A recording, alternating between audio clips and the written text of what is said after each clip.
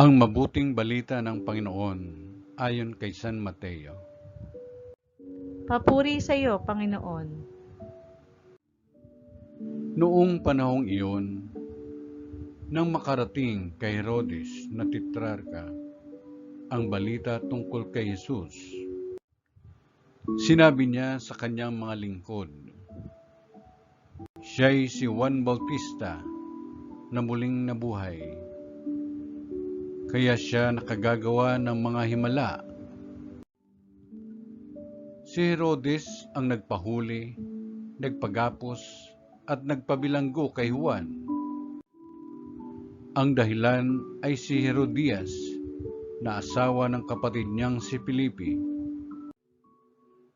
Laging sinasabi ni Juan kay Herodes, hindi matuwid na magsama kayo ng asawa ng inyong kapatid.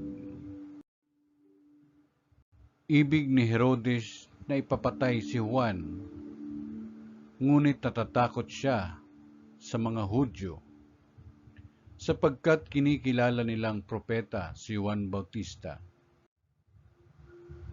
Nang dumating ang kaarawan ni Herodes, sumayaw sa harapan ng mga panauhin ang anak ni Herodias. Labis na nasiyahan si Herodes, kaya't isinumpa niyang ibibigay sa dalaga ang anumang hingi nito. Sa udyok ng kanyang ina ay sinabi ng dalaga, ibigay po ninyo sa akin ngayon din sa isang pinggan ang ulo ni Juan Bautista. Nalungkot ang hari, ngunit dahil sa kanyang pangakong narinig ng mga panauhin, iniutos niyang ibigay iyon sa dalaga. Kaya't pinapugutan niya si Juan sa bilangguan. Inilagay ang ulo sa isang pinggan at ibinigay sa dalaga. Dinala naman ito ng dalaga sa kanyang ina.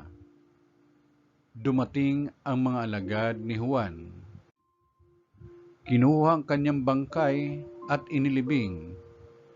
Pagkatapos, ibinalita nila ito kay Jesus. Ang mabuting balita ng Panginoon. Pinupuri ka namin, Panginoong Jesucristo.